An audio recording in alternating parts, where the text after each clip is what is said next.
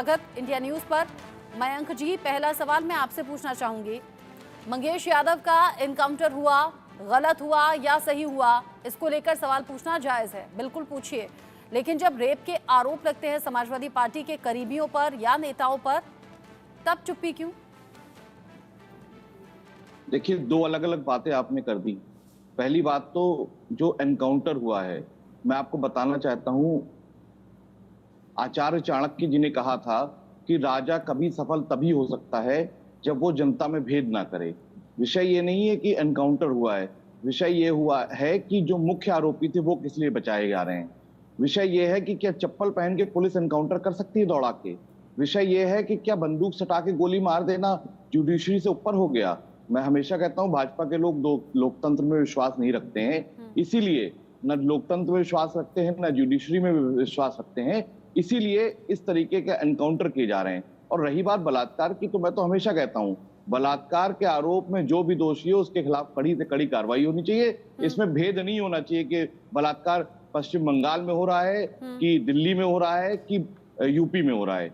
बलात्कार बहुत संवेदनशील मुद्दा है, इस पे जो भी गलत हो उस पे कार्रवाई होनी चाहिए। और रही बात, भाजपा के लोग तो बलात्कार की बात कर ही नहीं सकते हैं, क्योंकि बलात्कार और शोषण के मामले में भाजपा का जो चरित्र है वो जनता के सामने आ चुका है। हाँ। आप देख लीजिए, पूरे उत्तर प्रदेश में इतने सारे, चाहे शाहजहांपुर की घटना हो, उन्नाव की घटना हो, जितने भी बलात्कारी थे सब भाजपा के पैनल में, भाजपा के चुनाव चिन्ह पे लड़ने हुए दिखाई दिए। और किसानों को दबा के मारने वाले टेनी को भी टिकट देने का काम भाजपा ने किया है। तो भाजपा का तो चाल चरित्र वाला जो मामला है वो बिल्कुल सामने आ चुका है जनता के।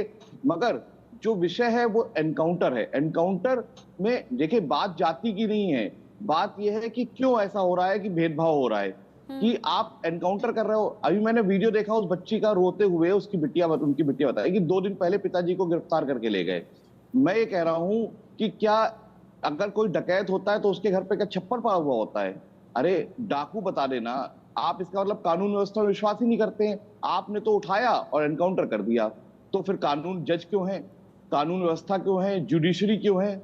आप अपने आप को ऊपर मानते तो एक दिन माइक पे आके घोषणा कर दीजिए भाजपा के लोग, मुख्यमंत्री जी, प्रधानमंत्री जी, की जुडिशरी आज से बंद की जाती है, कानून व्यवस्था हम अपने हाथ में लेंगे। अरे ये कानून व्यवस्था, देश लोकतंत्र से चलता है, न्याय व्यवस्था से चलता है, किसी के ऑर्डर कर देने से नहीं चलेगा। और जब आपके मन में ही द्वेष हो किसी जाति को लेके, किसी धर्म को लेके, तो आप कभी भी अच्छे शासक नहीं बन सकते। ये प्रकृति का भी सच है और बहुत बड़े बड़े जो राजनीतिक गुरु रहे हैं उन्होंने भी इस बात को बताया है। यानी आप कह रहे हैं कि भेदभाव से की गई कार्रवाई है और इसीलिए इस पर सवाल उठ रहे हैं। अच्छा, ये सवाल उठ रहे हैं, उससे पहले अश्विनी शाही जी, चूंकि मंगेश यादव के एनकाउंटर को लेकर बहुत सी बातें सोशल मीडिया पर भी की जा रही हैं, पब्लिक डोमेन में ये बातें हो रही हैं। इस बात में जो आरोप है वो मैं आपको बता दूं, मंगेश यादव के एनकाउंटर से पहले पुलिस ने क्या क्या किया। 2 सितंबर को 50,000 का इनाम घोषित कर दिया, 4 सितंबर को इनाम बढ़ाकर 1 लाख रुपए कर दिया गया, 5 सितंबर को मंगेश यादव का एनकाउंटर हो गया। अब लोग कह रहे हैं कि बीजेपी की मंशा समझिए, ये क्रोनोलॉजी है, ये जानबूझकर की गई कार्रवाई है। अच्छा, वो जो घर और छप्पर और वो जो सीमेंटेड भी नहीं, वो जो कच्ची मिट्टी को ईंट से जोड़ा गया है वो घर, और उसकी तस्वीरें सोशल मीडिया पर वायरल हैं। लोग ये पूछ रहे हैं, अगर इतना बड़ा डकैत था, इतना बड़ा लुटेरा था, तो क्या ऐसे घर में रहता? देखिए, इतनी ये सब बातें कहने और सुनने की होती हैं, हम आप इसमें कोई न दखल दे सकते हैं न कुछ कर सकते हैं, क्योंकि हर एनकाउंटर की मजिस्ट्रेटी जांच होती है और इसमें भी होगी। अब वो कितना बड़ा डकैत था, कितना बड़ा लुटेरा था, ये प्रशासन तो बता ही रहा है। 15 मुकदमे ऐसे नहीं हो गए, छप्पर में रहता था या नहीं रहता था। समाजवादी पार्टी को उसकी मूर्ति बनवा देनी चाहिए और समाजवादी पार्टी कार्यालय में लगवा लेना चाहिए, क्योंकि ये लोग जाति जाति खेल रहे हैं। एक सवाल ये भी पूछा जा रहा है कि पैर में गोली क्यों नहीं मारी? देखिए, मैं कह रहा हूं कि अब थोड़ा सा जवाब देने का समय दीजिए, क्योंकि हमारे समाजवादी पार्टी के साथी ने भी कई आरोप लगाए और आपके भी सवाल हैं। इनके चाणक्य से इन्होंने शुरू किया कि कोई भी शासक अच्छा नहीं हो सकता, तो अखिलेश यादव जी को हमारे मित्र समझाएं कि जिससे उन्होंने कहा कि बुलडोजर का रुख हमारी सरकार आते ही गोरखपुर की तरफ होगा। तो ये बदले की भावना है या क्या है, ये बताना पड़ेगा उनको। दूसरा, उस जो डकैती पड़ी, उस डकैती में कई यादव थे, एक अकेला वो नहीं था, अरविंद यादव भी थे और एक अंकित यादव भी था, अरबाज था, फुरकान था। अगर इनको गोली मारी गई होती, इनको अगर इनका काउंटर हुआ होता, तो क्या ये कहते कि अल्पसंख्यकों के साथ ये कर रहे हैं? अगर पुलिस के ऊपर कोई गोली चलाएगा तो पुलिस फूल नहीं बरसाएगी। समाजवादी पार्टी के लगे हुए ये जितने ही गुंडे माफिया अपराधी हैं, ये इनके छत्र छाया बनाकर चल रहे हैं। आज से नहीं चल रहे हैं, माननीय मुलायम सिंह यादव जी भी चला करते थे। बीपी सिंह ने जब इनके ऊपर डकैतों के ऊपर जो है शिकंजा कसा, तो ये हल्ला करने लगे कि ओबीसी के ऊपर हमला हो रहा है, डकैती वो हो रही है, डकैत बनाया जा रहा है। बीपी सिंह ने इनके नाम से भी एनकाउंटर का वो कर दिया कि डकैतों को पनाह देते हैं। साइकिल से दिल्ली भागे चौधरी चरण सिंह जी के पास। तो इतिहास है समाजवादी पार्टी का। आज वो जो है उस इतिहास अपने आप को दोहरा रहा है एक डकैत को लेकर। दूसरा सवाल आता है चप्पल पहन के। अब वहां क्या स्थिति रही, कौन टीम लीड कर रहा था, चप्पल पहन के कौन दौड़ाया? हमारे मित्र वहां खड़े थे या समाजवादी पार्टी के लोग खड़े थे कि चप्पल पर हो रहा है? उसकी जांच, विकास दुबे एक बदमाश था जिसने कई पुलिस वालों को मारा था। उसके जब एनकाउंटर उसका वहां होता है तो यही लोग सवाल उठाते हैं जिन्हें इन्हीं लोगों ने सुरक्षा दी हुई थी। समाजवादी पार्टी की सरकार में उस अपराधी को सुरक्षा थी। सवाल उठाया लोगों ने। सुप्रीम कोर्ट से उत्तर प्रदेश पुलिस को क्लीन चिट मिली, सब जगह से मिली। सवाल क्यों उठाते हैं ये लोग? इन लोगों को जात की राजनीति करनी और कुछ नहीं। चाहे झोपड़ी थी या महल था, क्या वो महल बना लेता 200-400 करोड़ का तभी होता? ठीक है। अभी आपने देखा कल एक, ये लोग कुछ नहीं, वो एक यादव लड़की के साथ बलात्कार हुआ है मऊ में। क्यों नहीं जबान खुल रही है यादवों की? अब मैं पूछ लेती हूँ मयंक शुक्ला जी से, मैं सवाल पूछ लेती हूँ। मयंक शुक्ला जी, चूंकि अभी मायावती की पोस्ट का भी हमने जिक्र किया और मायावती कह रही हैं कि समाजवादी पार्टी और बीजेपी चोर चोर मौसेरे भाई हैं, ये सिर्फ अपनी राजनीति, अपना फायदा देख रहे हैं। अच्छा, ये इनकाउंटर को लेकर तो जाति या भेदभाव आपने बोल दिया। अयोध्या में 12 साल की बच्ची के साथ गैंगरेप होता है तो अखिलेश यादव कहते हैं कि क्यों नहीं डीएनए जांच हो जाए।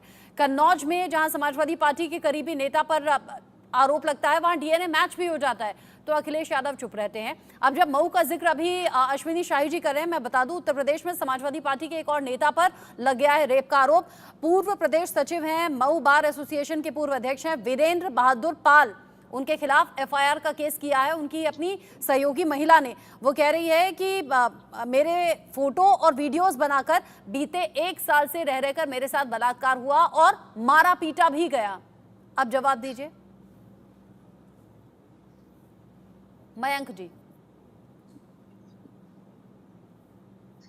क्या आपको लगता है कि अगर बनारस में बीएचयू में जो तीन भाजपा के आईटी कार्यकर्ताओं ने जो बलात्कार किया, उसकी घटना के बाद नरेंद्र मोदी जी और योगी आदित्यनाथ के साथ फोटो वायरल हुए, तो क्या योगी आदित्यनाथ और नरेंद्र मोदी शामिल हो गए उस मामले में?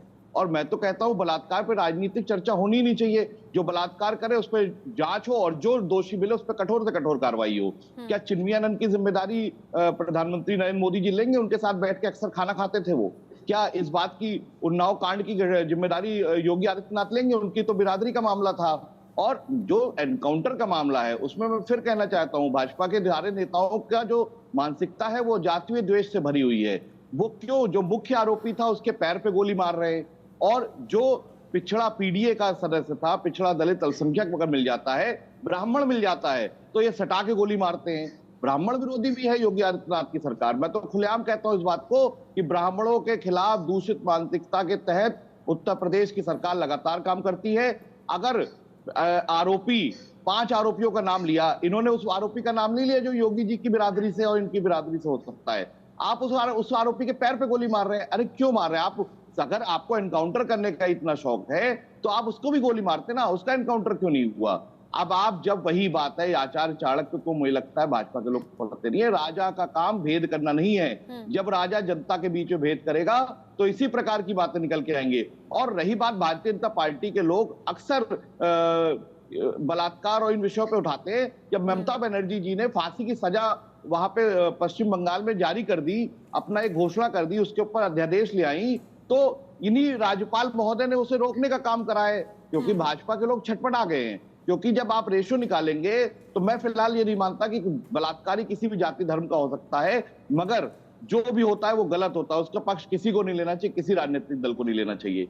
एनकाउंटर गलत हुआ है और उत्तर प्रदेश में लगातार फेक एनकाउंटर हो रहे हैं और इन एनकाउंटरों का आप उस बच्ची का वीडियो देखिए, हंस रहे हैं, मुस्कुरा रहे हैं, इनको हत्याओं पे, बलात्कार पे हंसी आ रही है भाजपा के प्रवक्ता नहीं को। नहीं, मुझे आपके बचपने पर हमको हंसी आ रही है, नहीं, हत्या मुझे बलात्कार पर हंसी आप- नहीं आ रही है। अरे आपको आ रही है, आपका मैं देख रहा हूँ। अश्विनी जो जी, बचपने की बात आप कर रहे हैं, अश्विनी जी, अगर